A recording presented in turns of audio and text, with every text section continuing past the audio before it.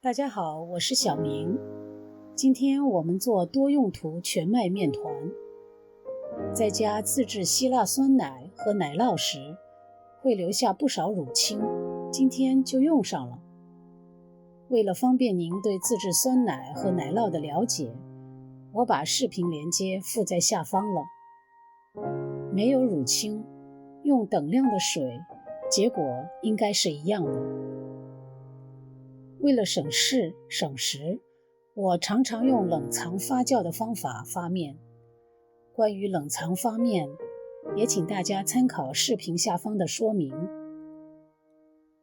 把所有液体状的材料一一放入容器中，混合均匀。因为是冷藏发酵，无论是用乳清还是用水或是牛奶，都不需要加热。我们就把发面的工作交给时间吧。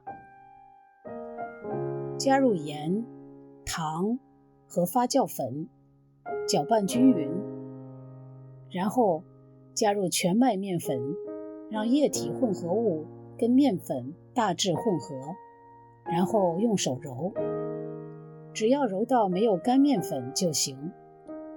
面团有些粘手，这时候就加入1/4杯的中筋面粉，混合均匀即可。装入带盖的容器中，放冰箱冷藏。第二天上班前，简单的揉一下，把气泡排除掉，放回冰箱。我一直到第3天晚上才有时间做，所以每天早晚各一次，我简单的揉一下面，把气排掉。我用这个全麦面团先后做了肉桂卷、肉夹馍、核桃葡萄干面包。用乳清跟用水做面点没有明显的差别，主要是有营养价值。感谢您的收看，如果您喜欢我的视频，请点赞、分享和订阅。我们下一期再见。